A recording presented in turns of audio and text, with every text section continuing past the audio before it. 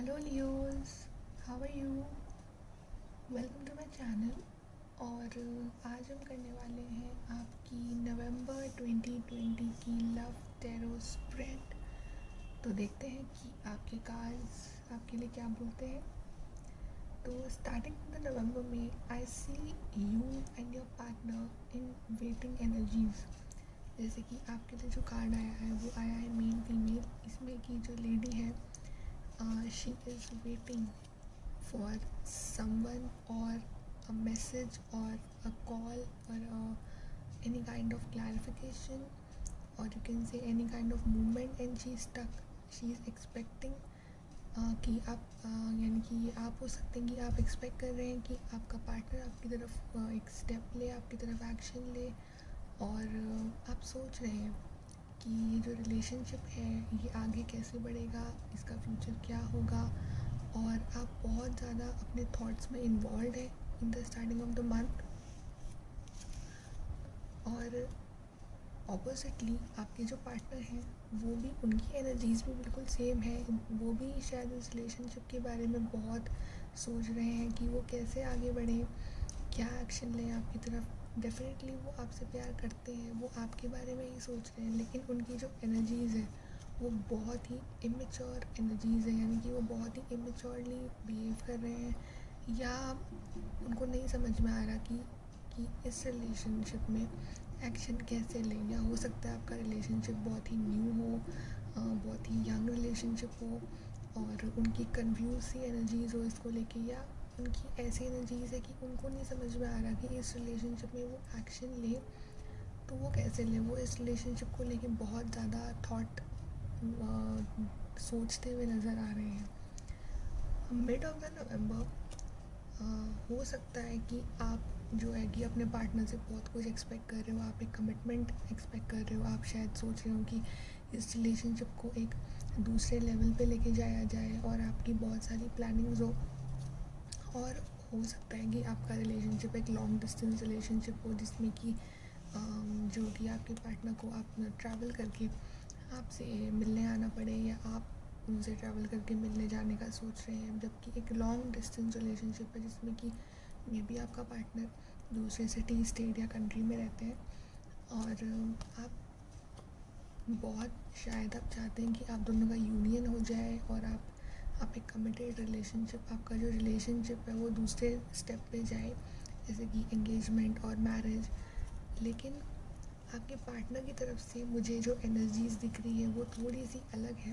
आपके पार्टनर के शायद मे बी आपके पार्टनर भी सेम ही चीज़ चाह रहे हों इस रिलेशनशिप से, कि यस वो भी यही चाह रहे होंगे आप के बीच में एक यूनियन हो, आपके बीच में एक सेरेमनी हो, एंगेजमेंट हो, शादी हो। लेकिन वो अभी शायद मजबूर हैं, या तो वो मजबूर हैं, या उनके कोई कोई प्रॉब्लम चल रही है, जैसे कि कोई जॉब रिलेटेड प्रॉब्लम या फाइनेंशियल प्रॉब्लम, जिस वजह से वो शायद उनके हाथ बंधे हुए हैं, और वो आपको ये कमिटमेंट दे नहीं पा रहे हैं। जैसे कि आप देख रहे हैं कि इस कार्ड में इस इंसान के हाथ बंधे हुए हैं, और वो चाह कर भी कुछ कर नहीं पा रहा है। हालांकि वो करना तो बहुत कुछ चाह रहा है। मे भी आपके पार्टनर शायद चाहते हो कि वो आपकी तरफ आए, आपको कमिटमेंट दे, आपको आपके साथ आपको वो सारी खुशियाँ दे जो आप डिज़र्व करते हैं। लेकिन वो अभी मजबूर है, may be because of any reason. में मुझे तो फाइनेंशियल प्रॉब्लम ज़्यादा नज़र आ रही है इस चीज़ में, कि उनकी लाइफ में कोई फाइनेंशियली कुछ बहुत प्रॉब्लम चल रही है, may be job related problem या मनी रिलेटेड प्रॉब्लम, कि वो अभी उस कंडीशन में नहीं है कि वो आपको ये सॉलिड फाउंडेशन, ये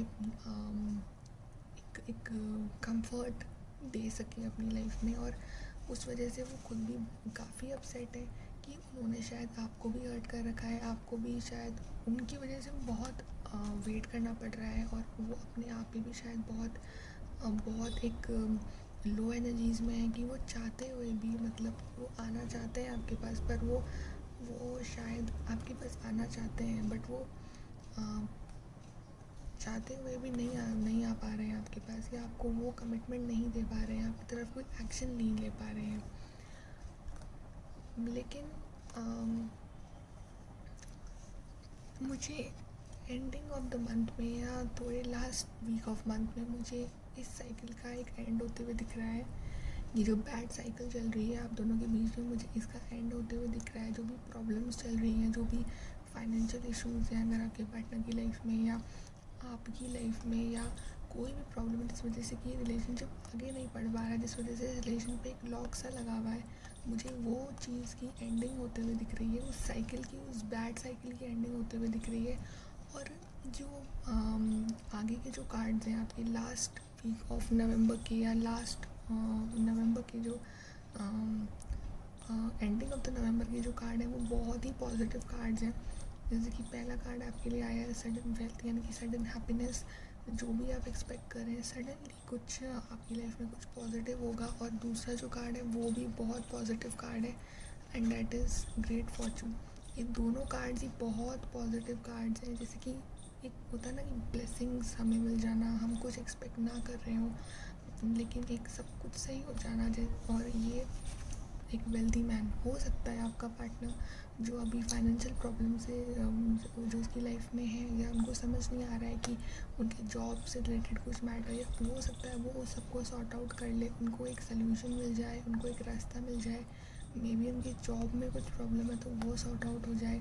मे बी वो किसी का वेट कर रहे हो, किसी जॉब ऑफर का, या अपनी फाइनेंशियल प्रॉब्लम को ठीक होने का, वो सही हो जाए। और आप देख रहे हैं कि ये man he is happy, he is contented and he is so in his zone. तो मे बी आपका पार्टनर जो है कि जो वो इस अभी जो बंधे हुए थे अपनी प्रॉब्लम्स की वजह से, वो सब छोड़ के अब वो शायद सोचें आपकी तरफ एक एक्शन लेने का। और मेरे हिसाब से वो एक्शन लेंगे। This high on a card जो कि आया है आपके नवंबर लास्ट के लिए, कि वो आपकी तरफ एक्शन लेंगे, वो आपकी तरफ स्टेप लेंगे, वो आपकी तरफ लीप ऑफ फेथ लेंगे। और वो उनकी जो इमेच्योर सी एनर्जी थी पहले कि क्या करें कैसे करें, बहुत जो वो सोचते रहते थे, उन सब को छोड़ के वो एक मेच्योर्ड पर्सन की तरह बिहेव करेंगे। और आपके पास जो है वो एक लीप ऑफ फेथ लेके, आपके पास एक प्रपोजल लेके, आपके पास एक एक्शन लेके ज़रूर आएंगे। एंड दिस, और एक मेच्योर्ड पर्सन की तरह आप जो उनसे एक्सपेक्ट कर रहे हैं वो आपको कमिटमेंट देंगे, वो आपको जो एक्शन जो आपकी तरफ लेना है वो ज़रूर लेंगे। देखते हैं कि यूनिवर्स आपके लिए क्या गाइडेंस है। तो पहला कार्ड तो है कि do something new, something different. Exactly, I think ये सब जो हो रहा है वो आप सब कुछ यूनिवर्स पे छोड़ के, कि वो अपने डिवाइन टाइमिंग में सब कुछ सही हो जाएगा। कि जो भी प्रॉब्लम चल रही है आपके बीच में वो सब कुछ छोड़ के, और पुरानी प्रॉब्लम्स की वजह से इतने इस जोन में रहने की बजाय और इतने एक वेटिंग पीरियड में रहने की बजाय आप कुछ नया कीजिए, आप कुछ डिफरेंट कीजिए, आप कुछ ऐसा कीजिए जिससे आपको खुशी मिलती है, ना कि इसी डिप्रेस जोन में रहिए। Because at the end of the day सब कुछ सही हो ही जाता है। और दूसरा कार्ड है यू आर अडॉर्ड। एग्जैक्टली, जो भी प्रॉब्लम्स होती है हमारी लाइफ में उसका सल्यूशन होता है।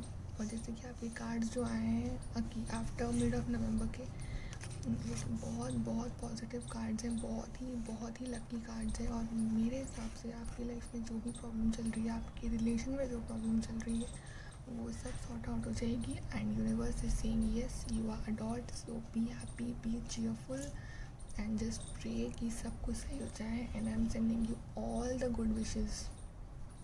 सो this is your reading Leo. Please अगर आपको रीडिंग अच्छी लगी तो प्लीज़ मेरे चैनल को लाइक कीजिए, सब्सक्राइब कीजिए और कमेंट में बताइए कि आपके साथ ये रीडिंग रेजोनेट हुई है या नहीं। Thank you.